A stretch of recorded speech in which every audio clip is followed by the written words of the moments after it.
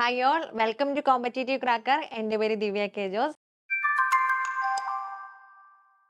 അപ്പോൾ നിങ്ങൾ എല്ലാവരും LPSAയുടെ ഫൈനൽ ആൻസർ കീ അതായത് റെക്ടിഫൈഡ് ആൻസർ കീ വന്ന കാര്യം അറിഞ്ഞിട്ടുണ്ടാവും.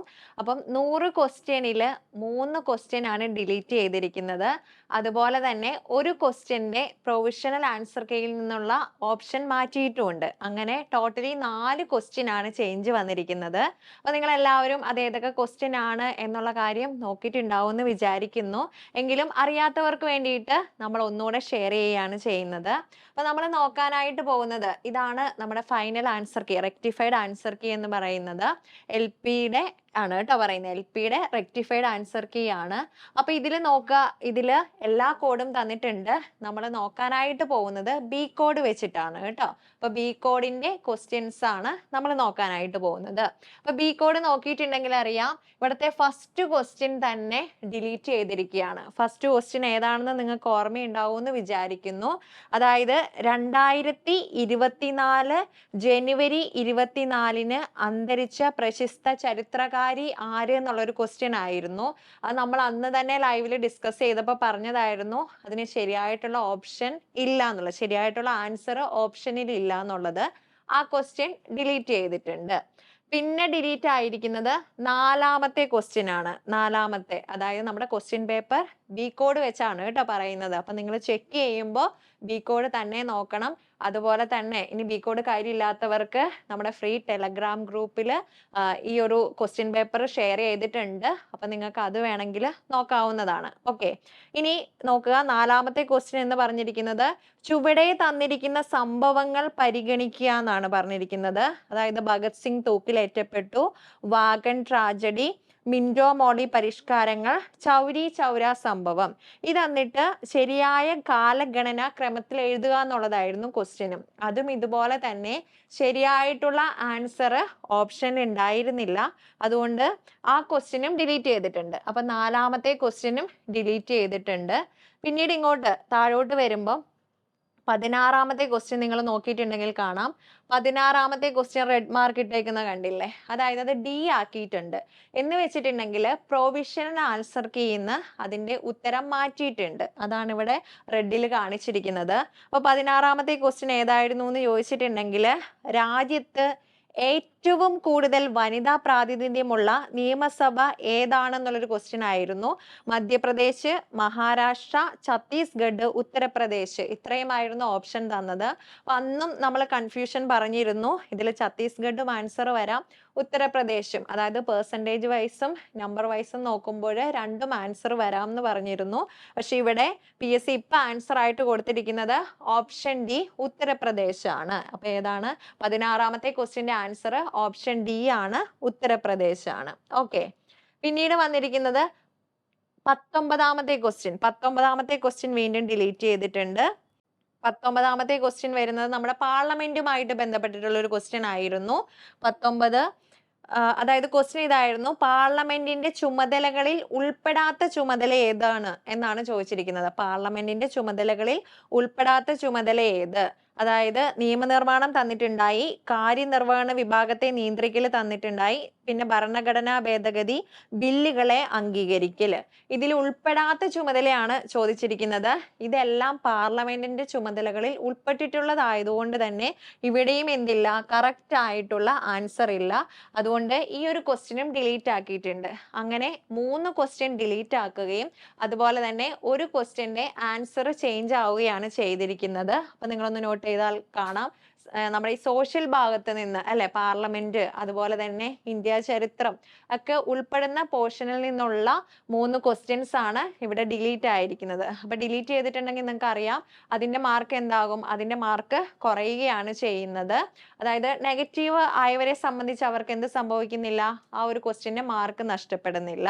ഇനി ഇവിടെ ആൻസർ ചേഞ്ച് ഉണ്ട് അല്ലെ, അതായത് 16ാമത്തെ ക്വസ്റ്റ്യന്റെ ആൻസർ ചേഞ്ച് ഉണ്ട്. അപ്പൊ അവിടെ നിങ്ങൾക്ക് ലഭിക്കാൻ പോകുന്നത് എങ്ങനെയാന്ന് വെച്ചിട്ടുണ്ടെങ്കിൽ ആൻസർ ഡി എഴുതിയിരിക്കുന്നവർക്ക് അവിടെ മാർക്ക് ലഭിക്കും. അതുപോലെ തന്നെ ഡി അല്ല എന്നുള്ളവരുണ്ടെങ്കിൽ അവിടെ എന്ത് സംഭവിക്കും? അവിടെ മാർക്ക് നെഗറ്റീവ് ആകും. അപ്പൊ ഇങ്ങനെ വേണം നിങ്ങൾ ഇങ്ങനെ റെക്ടിഫൈഡ് ആൻസർ കീ വെച്ചിട്ട് മാർക്ക് കാൽക്കുലേറ്റ് ചെയ്ത് നോക്കാനായിട്ട് കേട്ടോ. ഓക്കെ, അപ്പൊ എല്ലാവർക്കും ക്ലിയർ ആയി എന്ന് വിചാരിക്കുന്നു.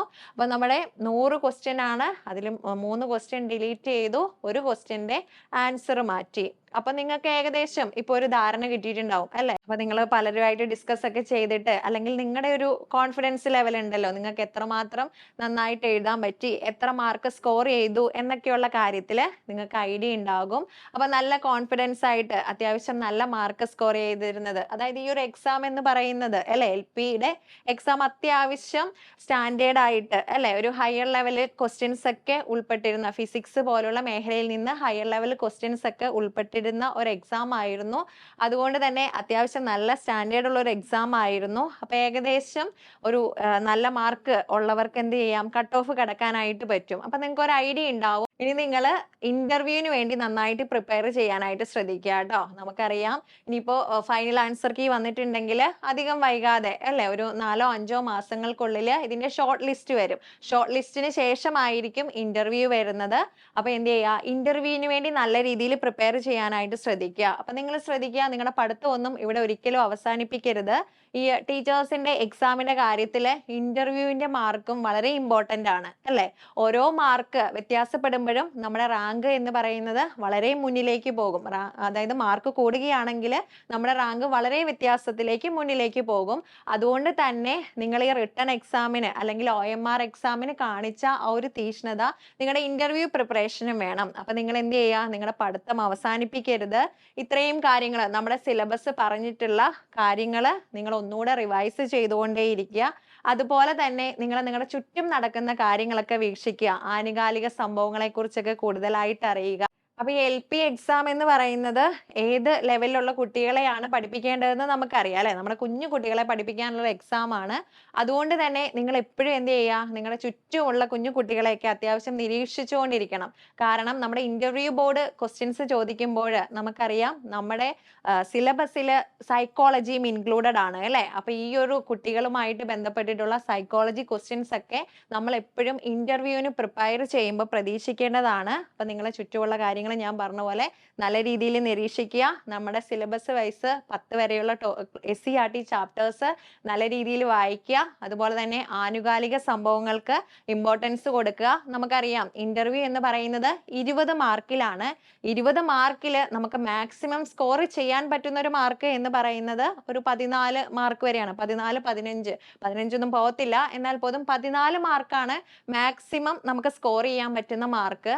ആ ഒരു മാർക്ക് തന്നെ സ്കോർ ചെയ്യാനായിട്ട് ശ്രദ്ധിക്കുക. ഇപ്പൊ കുറെ പേരെ സംബന്ധിച്ച് OMRന് കുറച്ച് മാർക്ക് കുറവാണെങ്കിലും ഈ ഇന്റർവ്യൂവിന് ഈ ഒരു 14 മാർക്കും നേടാനായിട്ടുണ്ടെങ്കിൽ നിങ്ങളുടെ റാങ്ക് മെച്ചപ്പെടുമെന്നുള്ള കാര്യത്തിൽ യാതൊരു സംശയവും ഇല്ല.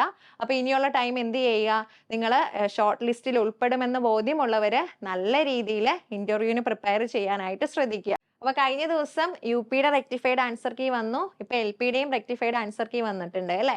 അപ്പൊ ഷോർട്ട് ലിസ്റ്റിൽ ഉൾപ്പെടുമെന്ന് ഉറപ്പുള്ളവര്, അതുപോലെ തന്നെ നല്ല മാർക്ക് സ്കോർ ചെയ്തവരൊക്കെ ഞാൻ പറഞ്ഞ പോലെ തന്നെ ഇന്റർവ്യൂവിന് പ്രിപ്പയർ ചെയ്യുക. CC നിങ്ങൾക്ക് വേണ്ടിയിട്ട് ഇന്റർവ്യൂ ബാച്ച് സ്റ്റാർട്ട് ചെയ്യുന്നുണ്ട്. അപ്പോൾ ഇന്റർവ്യൂവിന് അപ്പൊ തന്നെ എങ്ങനെയാണ് ഒരു ഇന്റർവ്യൂവിന് അഭിമുഖീകരിക്കേണ്ടതെന്നൊക്കെ അറിയാത്ത ഒത്തിരി പേരുണ്ടാവും. അപ്പൊ അവർക്ക് വേണ്ടിയിട്ടാണ് നമ്മൾ ഈ ബാച്ച് സ്റ്റാർട്ട് ചെയ്യുന്നത്. നമ്മുടെ PSC നടത്തുന്ന ഇന്റർവ്യൂ എങ്ങനെയാണോ അതേ രീതിയിലായിരിക്കും നിങ്ങൾക്ക് ഇവിടെ ഇന്റർവ്യൂവിന് വേണ്ടിയിട്ട് പ്രാക്ടീസ് ചെയ്യിപ്പിക്കുന്നത്. സബ്ജക്ട് വൈസ് ആയിട്ടുള്ള ക്ലാസ്സുകളും സൈക്കോളജി ഉൾപ്പെടെയുള്ള ക്ലാസ്സുകളും അതുപോലെ തന്നെ മോക്ക് ഇന്റർവ്യൂ സെഷൻ ഒക്കെ നിങ്ങൾക്ക് ധാരാളമായിട്ട് നൽകും. അങ്ങനെ തന്നെ ഇന്റർവ്യൂവിന് പ്രിപ്പയർ ചെയ്യാനായിട്ട് സാധിക്കാത്ത ആരെങ്കിലും ഉണ്ടെങ്കിൽ ഇങ്ങോട്ട് പോരെ, നമ്മൾ ഇവിടെ സെറ്റ് ആക്കി തരാം. ഓക്കെ, അതുപോലെ തന്നെ വേറൊരു കാര്യം എന്ന് പറഞ്ഞിട്ടുണ്ടെങ്കിൽ ഞാൻ ഓൾറെഡി പറഞ്ഞതാണ്, നമ്മുടെ LP NCAയുടെ നോട്ടിഫിക്കേഷൻസ് വന്നിട്ടുണ്ട്. അത് ഏതൊക്കെ നോട്ടിഫിക്കേഷൻ ആണെന്നൊക്കെയുള്ള കാര്യങ്ങൾ നമ്മൾ ഇതിനോടകം പറഞ്ഞിട്ടുള്ളതാണ്.